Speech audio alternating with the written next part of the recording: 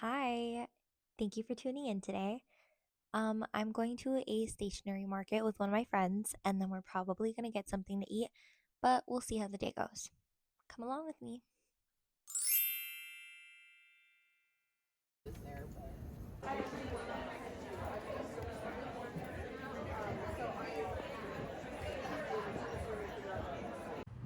It's really cute inside too. So.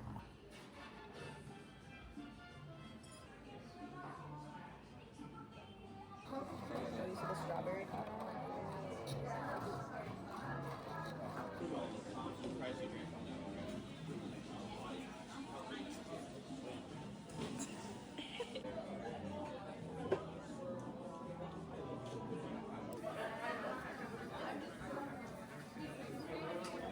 Wow. Starting off strong. Literally what I was looking at. Like, yeah, we got all of it in there. Yeah, for real, the list is long.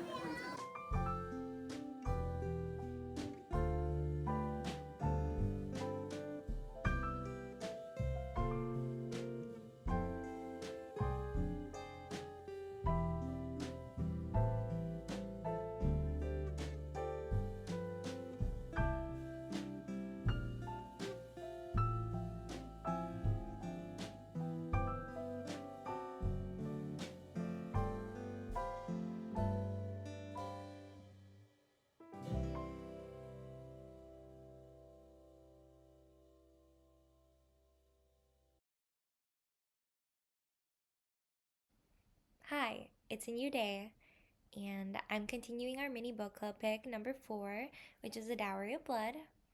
Um, if you don't know what it's about, it's kind of like a Dracula retelling, except it's from the point of view of his wife, Constanta.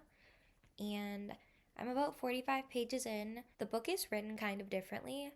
It's in a second person point of view where it's like Constanza is directly talking to Dracula, so she only references him as you. She doesn't ever say his name, which I think is really interesting, and I've never read a book like that, so I'm excited to continue. Let's get back into it. Before I forget, I do want to show you these editions that I have of A Dowry of Blood. So I have the indie published edition. So this was the original cover before it got picked up by a traditional publisher.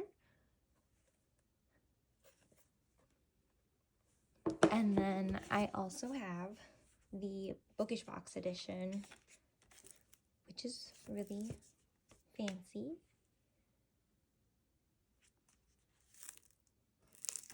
And this one is signed. Yeah. And it's really pretty under the dust jacket too. Do you see that foiling?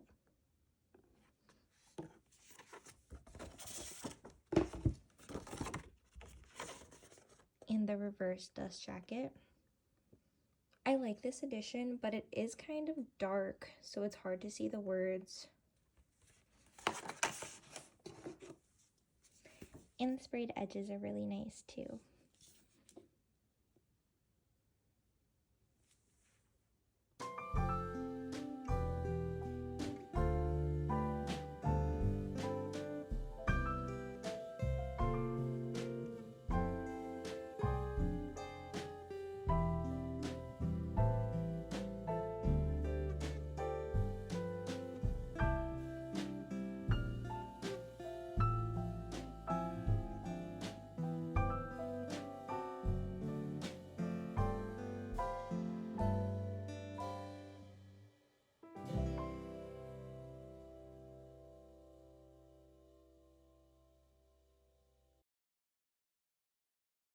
It is another new day, and I finished A Dowry of Blood.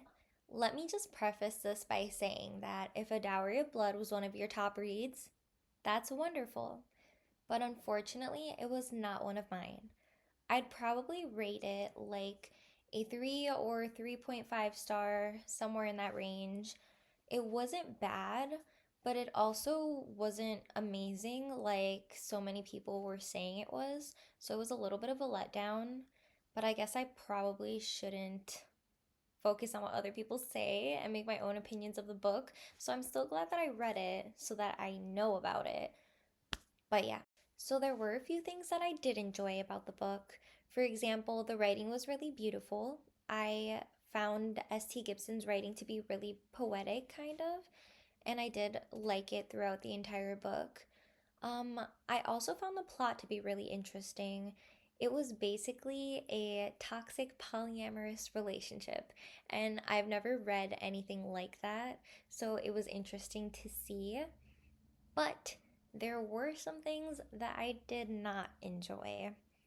For example, I did not like the fact that the characters were vampires. I felt like that was completely irrelevant in the plot. It was just like toxic behavior and we're moving here and there. And then, oh yeah, we're vampires, by the way. Like, it had no reason to be in the plot, in my opinion. I also found the book to be really repetitive. And I understand that they were trying to show the pattern of like psychological abuse or whatever that was supposed to be present in the story, but I feel like there was no build up to the main event at the end. It was kind of just like the same, the same, the same, the same, the same, bam, the ending.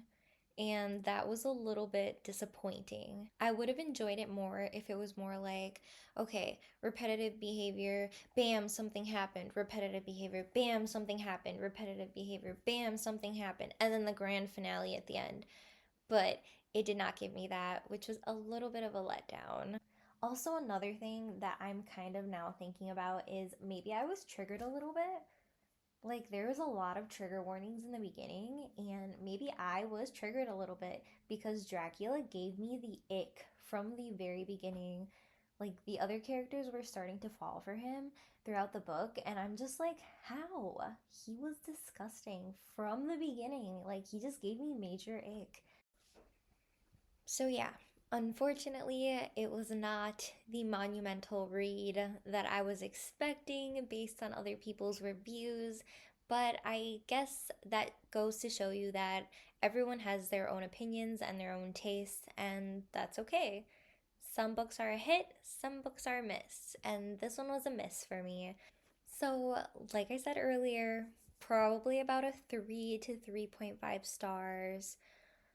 Um, let's say 3.5 stars because it wasn't bad, but it was just okay. All right, so that's it for today. Thank you for watching, and I hope to see you in the next one. Bye.